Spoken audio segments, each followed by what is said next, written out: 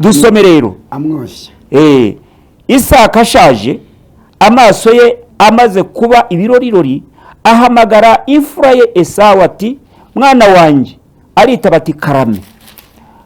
Aramubwira ati dore ndi umusaza sinzi igihe nzapfira, none ndakwinginze enda ibyo uhigisha ikirimba cyawe n'umuheto wawe ujye mu ishyamba umpigireyo umuhigo, untekere inyama ziryoshye nk'izo nkunda, uzinzanire nzirye mbone kuguhesha umugisha ntarapfa. Rebeka yumvise Isaka abwira umwana we Esawu. Esawu ajya mu ishyamba guhiga ngo ahigire se umuhigo. Rebeka abwira Yakobo umwana we ati numvise so abwira Esawu mwene so ati mpigurira umuhigo untekere inyama ziryoshye nzirye nguhesha umugisha mu maso y'Uwiteka ntarapfa. Nuko none mwana wanjye wumvire ibyo ngiye kugutegeka. Jya mu mukumbi unzanire abana b'ihene beza babiri, nanjye ndabatekera so babe inyama ziryoshye nzimuhe nk'izo akunda, nawe uzishyire so azirye aguheshe umugisha atarapfa. Imana idufashe. Aya magambo, iyi nkuru ni ndende, ariko ndashaka kukubwira ngo aya magambo umva uburyo avugitse.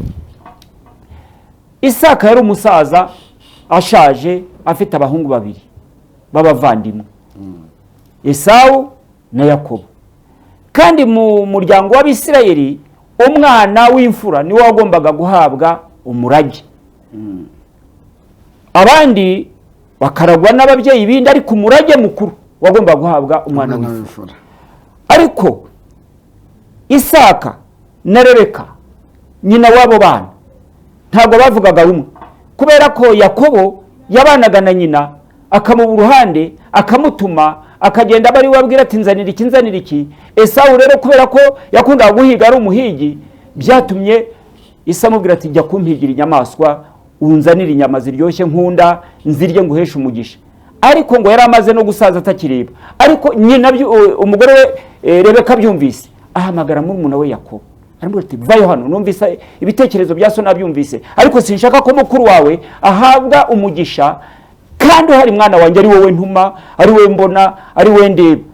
Enda ahubwo wowe nzanira ihene. Rebeka yarazi ibyo umugabo wakunda. Burya abagore bamenya ibyo abagabo bakunda cyane. Yarazi ibyo akunda, ni nawe watekaga, ni wari uzi inyama ziryoshye. Aramubwira ati nzanira. Umwana agira amakenga aravuga ati none se bitagenda nkuko data ashaka, toya ubimbareho, jewe zizane ndaziteka nziguhe ugende maze umugaburire aguhisha umugisha k'Uwiteka. Izo mvugo ebyiri zitandukanye, umwe arareba Esawu undi arareba Yakobo. Murumva ko namwe icyo gihe ibintu byari bihindutse. Aho ntabwo bari bahuje. Urumva ko cyari ikibazo. Ibi bintu rero byaje kugira ingaruka. Yakobo koko nyina yarazitetse, Isa arazirya amuhesha umugisha, kandi umugisha wagombaga kuba uwa mukuru we arawumuriganya. Ariko nyuma yaho mukuru we yaje kubimenya, ararakara aramuhiga kugeza ubwo amumenesha, aramwirukana ashaka kumwica. Kuvuga amakimbirane aratangira, ndetse na bugingo twumva ko Esawu niwe wakomotseho Abanyedomu, kandi Herode washatse kwica Yesu yari Umunyedomu. Urumva ko ni mu muryango wa Esawu. Yankurikiza imbi rero y'urwangano rwatewe n'ababyeyi gutonesha abana ntibabarebe kimwe, ntibabumve kimwe. Byakabaye byiza rero abantu mu muryango, abantu mu muco bahuriza hamwe. Umubyeyi akamenya ati uyu mwana wanjye n'uwanjye, nawe akumva ati icyo umushakira nanjye nicyo nanjye mushakira, twese tubategurire ejo habo hazaza kandi heza, batabatemo inzangano. Ndagira ngo rero aho hantu wumve, aho niho wumva ko umuco ari ngombwa mu burere bw'abana n'ababyeyi bagahuriza hamwe. Ngiki cyagwa umuryango, ni wa muryango rero. Yasaguhereza umugisha. Murakoze cyane. Ni ukuvuga ngo aba bantu ababyeyi badahuje bibasha kwica umuco. Kandi iyo umuco upfuye umuryango ugira ute? Urahona. Urahona. Bapfa rwose. Imana iguhereze umugisha cyane. Pasiteri Nkuba, Imana iguhe umugisha. Urumva inararibonye yawe